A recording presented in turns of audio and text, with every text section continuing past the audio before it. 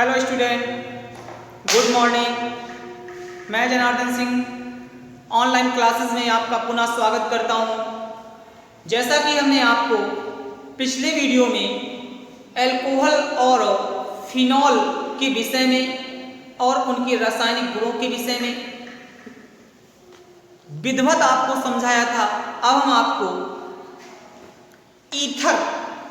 Ether के विषय में बताएंगे कि ईथर क्या है।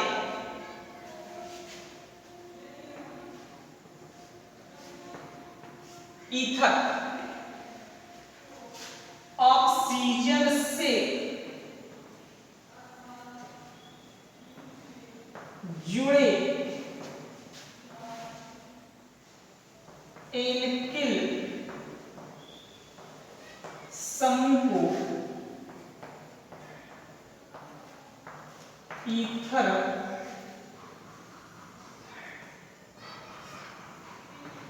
कहते हैं। ऑक्सीजन से जुड़े एल्किल समूह को ईथर कहते हैं। इसका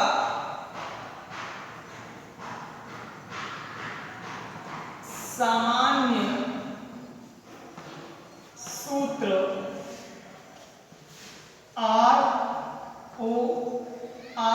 अब आप सोच रहे हैं डैश क्यों लगा लेंगे, 2R हम ROR भी कर सकते थे, तो हमने ROR डैश ले लिया। आप अच्छी तरीके से जानते हैं जहां R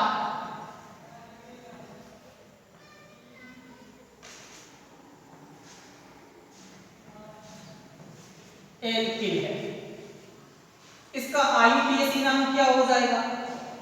IUPAC नाम। तो देखिए ROR, O को कहते हैं ऑक्सी, आगे वाले का आधा नाम होगा, पीछे वाले का पूरा नाम होगा। एक धन ऑक्सी धन एल्किल, क्या नाम बन गया? Alkoxy alkyl. इस प्रकार आप IUPAC दे सकते हैं। जैसे फॉर एग्जांपल हम लेते हैं, जो आपके पास एलिमेंट्स लगा हुआ है वह है C2H5 O C2H5।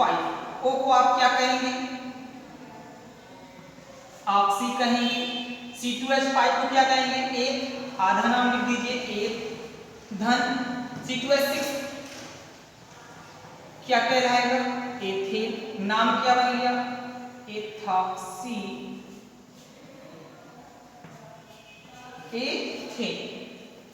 इस प्रकार आप ईथर को आप समझ सकते हैं। अब क्वेश्चन ये बना क्या, ईथर में दोनों तरफ एल्किल समूह समान होते हैं? नहीं, दोनों तरफ भिन्न भिन्न हो सकते हैं। जैसे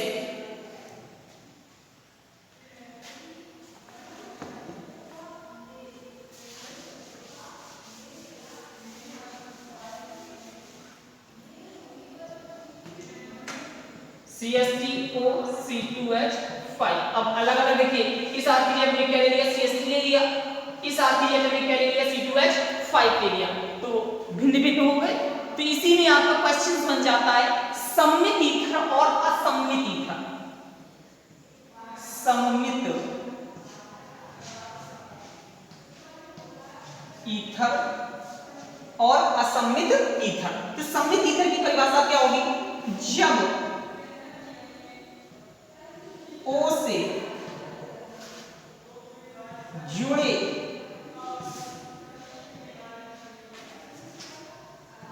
एल्किल समूह समान हो तो सममित ईथर कहलाता है। जब O से जुड़े एल्किल समूह समान हो तो क्या कहलाएगा? सममित ईथर कहलाएगा। जैसे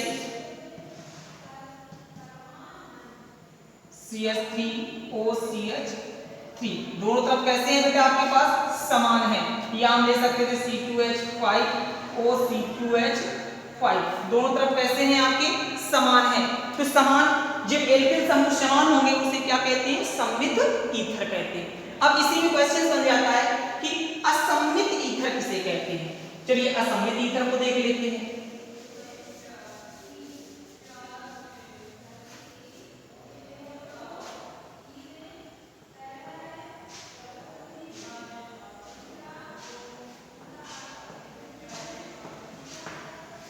असममित ईथर, तो आप क्या लिखेंगे, जब O से जुड़े एल्किल समूह भिन्न भिन्न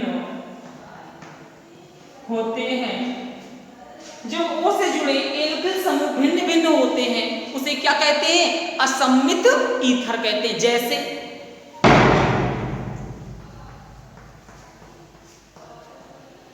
CH3OC2H5, देखिए इस तरफ मेथिल हो गया, इस तरफ क्या हो गया, एथिल हो गया, अलग अलग हो गए, क्या कहलाएगा, असममित ईथर कहलाएगा। या C6H5OC3H7, ये क्या कहलाएगा आपका असममित ईथर। एक तरफ फेनिल ग्रुप लगा हुआ है, एक तरफ प्रोपिल ग्रुप लगा हुआ है, आपका असममित ईथर हो गया। फिलहाल आपके इसमें जो कंपाउंड लगा हुआ है वह कंपाउंड है die ethyl ether. Die ethyl ether बनाने की विधि, डाई एथिल ईथर के गुण और इस पर आधारित रिएक्शन, जो कि बहुत ज्यादा आपको पूछी जाने वाली रिएक्शंस होती हैं। तो चलिए देख लेते हैं।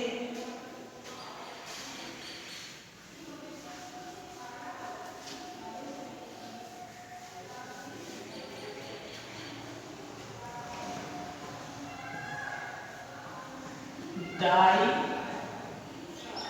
एथिल ईथर, इसका अणुसूत्र होता है C2H5OC2H5। इसका आईपीएसी नाम अभी हमने बताया था एथॉक्सी एथेन, रासायनिक नाम क्या होगा, डाई एथिल ईथर। अब आ जाते हैं डाई एथिल ईथर बनाने की विधि कि डाई एथिल ईथर प्रयोगशाला में किस प्रकार आप बनाएंगे। तो चलिए इसे भी देख लेते हैं, डाई एथिल ईथर बनाने की प्रयोगशाला विधि।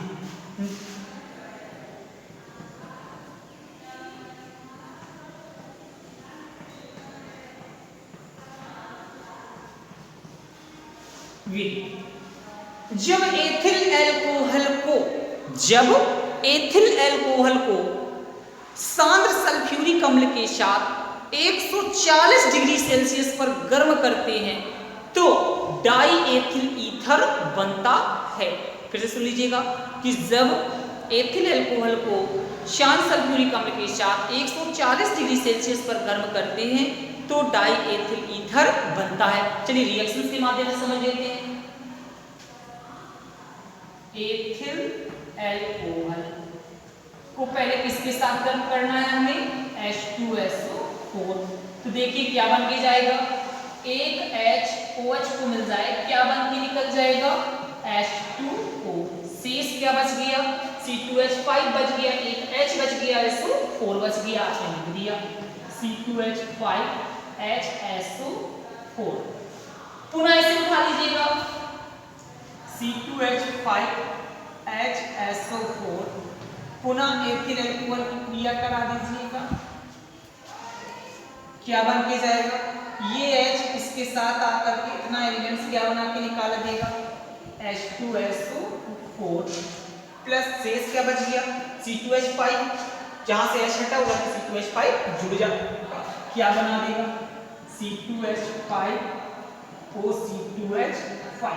आपके पास बनकर के डाई एथिल ईथर तैयार हो गया। यदि आप इस प्रकार नहीं देना चाहते, दो रिएक्शंस आप नहीं करना चाहते, केवल एक रिएक्शन में आप कर सकते हैं। कैसे, C2H5OH प्लस C2H5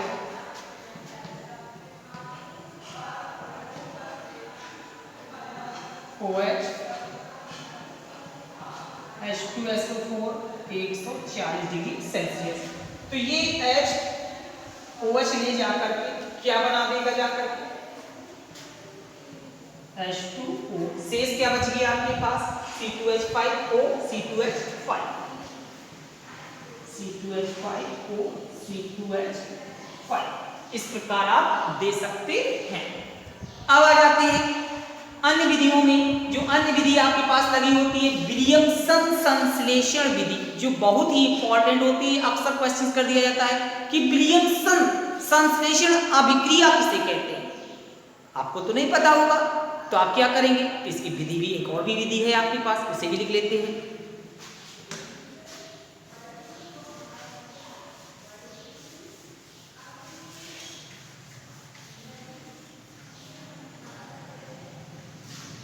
सेकेंड विधि कि जब सोडियम एथॉक्साइड को एथिल ब्रोमाइड C2H5Br के साथ गर्म करते हैं, जब सोडियम एथॉक्साइड, इसका नाम क्या होगा, सोडियम एथॉक्साइड के साथ एथिल ब्रोमाइड की क्रिया कराते हैं तो डाई एथिल ईथर बनता है। इसे भी देख लेते हैं। Na क्या ले जाएगा, Br2 ले जाएगा, अलग हट गया NaBr। जहां से Na हटा उसे क्या लग जाएगा, जाकर के C2H5 जुड़ जाएगा। क्या आ गया आपके पास, C2H5O C2H5 die ethyl ether. आपका डाई एथिल ईथर बन करके तैयार हो गया। अब अलग विधि भी आ जाते हैं, एक विधि और जान लेते हैं। चलिए उससे भी थर्ड नंबर की विधि भी जान लेते हैं। तो कैसे करेंगे, जब एथिल आयोडाइड की क्रिया सिल्वर ऑक्साइड से कराते हैं, जब एथिल आयोडाइड को सिल्वर ऑक्साइड के साथ गर्म करते हैं तो डाई एथिल ईथर बनता है। Ag क्या ले जाएगा, I को ले जाएगा, क्या बन के निकल गया AgI। Ag है कितने आपके पास, 2 है, 2 का गुणा कर दिया। इधर भी कितने गुणा करना पड़ेगा, 2 का क्यों गुणा किया, क्योंकि 2I हो गए थे। अब आपके पास बच गया 2C2H5 और क्या बच गया, O बच गया। तो लिख दीजिएगा C2H5 bond O C2H5 die ethyl ether बन करके तैयार हो गया। अब हम आपको अगले वीडियो में डाई एथिल ईथर के गुणों के विषय में बताएंगे, जो बेहद इंपॉर्टेंट रिएक्शंस होंगी। उन गुणों को आप क्रम से आप लिख लेंगे तो आपको पेपर देने में कठिनाई नहीं होगी। धन्यवाद।